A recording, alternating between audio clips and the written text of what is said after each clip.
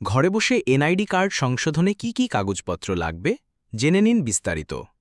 আপনি যদি জাতীয় পরিচয়পত্র সংশোধনের কথা ভেবে থাকেন তাহলে জেনে রাখুন আপনার আবেদন মঞ্জুর হবে কিনা তা পুরোপুরি নির্ভর করছে আপনি কি ধরনের তথ্য সংশোধন করতে চাইছেন এবং সেই অনুযায়ী প্রমাণস্বরূপ কাগজপত্র সংযুক্ত করেছেন কিনা তার ওপর।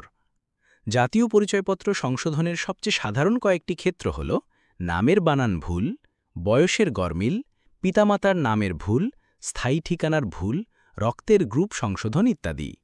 ভিডিওটিতে প্রতিটি ক্ষেত্র অনুযায়ী প্রয়োজনীয় কাগজপত্রের বিস্তারিত তালিকা তুলে ধরা হল। ১.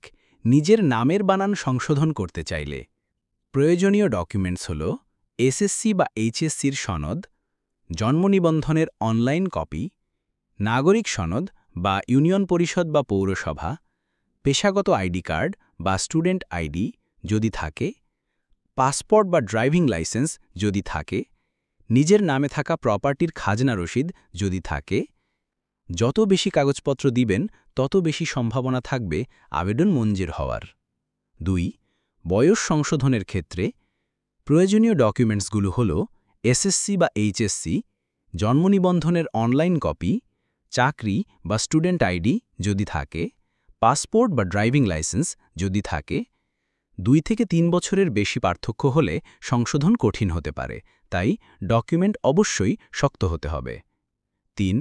পিতামাতার নামের বানান সংশোধনের ক্ষেত্রে প্রয়োজনীয় ডকুমেন্টসগুলো হল শিক্ষাগত সনদ, জন্ম নিবন্ধনের অনলাইন কপি, পিতামাতার নিডের স্ক্যান কপি। পিতামাতার নিডে যে বানান আছে সেটাই ধরে আপনার সংশোধন হবে। ৪. রক্তের গ্রুপ সংশোধনের ক্ষেত্রে প্রয়োজনীয় ডকুমেন্টসগুলো হল যে কোনো ডায়াগনস্টিক ল্যাবের রক্ত পরীক্ষার রিপোর্ট, সেই রিপোর্ট অনুযায়ী সংযুক্ত সার্টিফিকেট। সহজ প্রক্রিয়া, সাধারণত দ্রুত সংশোধন হয়ে যায়। ৫. স্থায়ী ঠিকানা সংশোধনের ক্ষেত্রে প্রয়োজনীয় ডকুমেন্টসগুলো হল নাগরিক সনদ বা চেয়ারম্যান বা মেয়রের প্রত্যয়নপত্র, জন্ম নিবন্ধনের অনলাইন কপি, প্রপার্টির খাজনার রসিদ বা জমির দলিল, পিতা, স্বামী বা অভিভাবকের নিড যদি বাসা তাদের নামে হয়, ইউটিলিটি বিল, বিদ্যুৎ, গ্যাস, পানি, বাসা যার নামে সেই ব্যক্তির নিড সহ। জন্ম নিবন্ধনে ও নাগরিক সনদে ঠিকানা এক হলে সমস্যা কমে যায়। কিছু গুরুত্বপূর্ণ নির্দেশনা: যে কোনো তথ্য সংশোধনে যত বেশি ডকুমেন্ট সংযুক্ত করবেন আবেদন বাতিল হওয়ার সম্ভাবনা তত কমবে। তথ্য পরিবর্তনে যদি প্রতারণা বা জালিয়াতির আশ্রয় নেন তাহলে আইনত ব্যবস্থা নেওয়া হবে। কর্মকর্তারা যদি সহযোগিতা না করেন বা ঘুষ দাবি করেন তাহলে এসিল্যান্ড বা জেলা প্রশাসককে লিখিতভাবে জানানো যাবে।